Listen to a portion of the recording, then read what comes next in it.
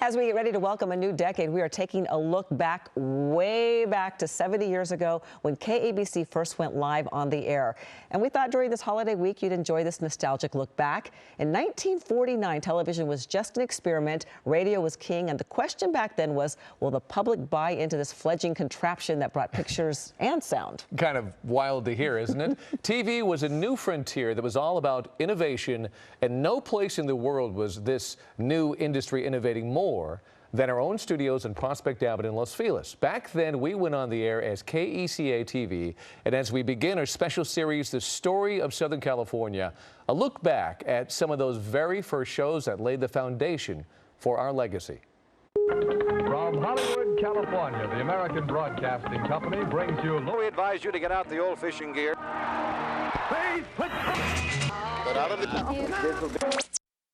It was 1949. A brand new TV station hit the airwaves in Los Angeles, KECA TV, tucked away in historic Los Feliz, and from the start delivered hits as the first ABC station in the city and the latest addition to this magical new invention. Picture and sound come in together just like that. Which appropriately had its modest beginnings in the 20s, right here in Los Angeles in an apartment in East Hollywood. The gentleman who invented television, Philo T. Farnsworth, lived not very far from where we're sitting, and he had a workshop there because he didn't want anybody to, steal his idea. Farnsworth knew television could be huge, and it was. In those early days, people would flock to storefront windows just to get a glimpse. Every appliance store, even if the store was closed, they would leave the set on so people could watch it. In the late 40s, there was probably about 15,000 television sets in the country. By the mid-50s, half the country had a television set, so the growth was exponential. The industry was exploding, and television stations were experimenting with what to show. You just did it as you went along. No rules. Tommy, do you remember radio? Gee, feel like it was yesterday. Well, the show was called Let There Be Stars. I was probably one of the stars of the first ABC show ever. The legendary Peter Marshall remembers those extraordinary pioneering days. Thank you, sir. Dewey will win in 52. Once you started the show, you could not stop. So you ran from studio to studio and changed clothes on the run. So if you messed up, kid. Missions of daring in the name of interplanetary success. Jupiter isn't moving.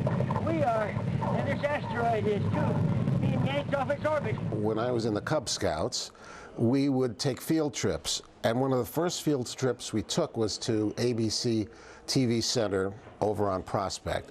It just blew my mind because they used to do a kids show called Space Patrol, which was about outer space. And it was a sci-fi sort of fun show for kids that was done 15 minutes every day live. So all of the special effects had to be done live in real time as they were happening. They had all these tiny little rocket ships and a guy blowing smoke, and I thought, oh, so that's how they do it. Travel into the future with Buzz Corey, Commander-in-Chief of the Space Patrol. It's the Soupy Sales Show, starring Soupy Sales. Bicycle twist. The biggest show I did at KBC with a slapstick comedian named Soupy Sales.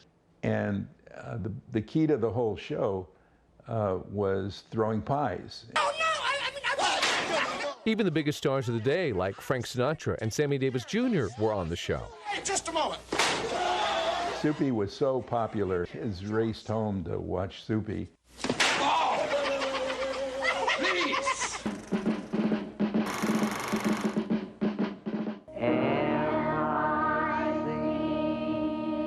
See you real soon. K-E-Y. Why? Because we like you. The Mickey Mouse Club is probably one of the first bona fide smash hits. Yankee Doodle went to town. It is a show that very quickly became part of the fabric of our culture. But this was the first time you saw real-life kids the same age as the people that were watching them. And I think that sort of fascinated kids. Each of those Mouseketeers became huge stars, especially Annette Funicello. Roll call! Annette! Who later went on to have a big career in movies. Beauty is as beauty was. That's what wise men say. A vampire cocktail. In early 50s television, programmers had a lot of time to fill, basically, and one of the ways they were doing that was by showing old movies. Some of those movies weren't the best, so producers at KECA came up with an idea. Why not have somebody intriguing introduce the film? It was 1954, and that's when the world met Vampira. Vampira became an overnight sensation. In fact, she was one of many stars who have become household names. Our little fairy tale tonight. Good afternoon, ladies and gentlemen. The birthday clown. Welcome to American Bandstand with Captain Jack Nard. I love you, give me a kiss. Teamwork. All coming out of these studios on Prospect Avenue in Los Feliz. KECA TV, which in 1954 changed to how we know it today. An iconic part of Southern California's news and entertainment legacy, KABC TV. Hello, I'm Mark Brown. Click the ABC7 logo to subscribe to our Eyewitness News YouTube channel.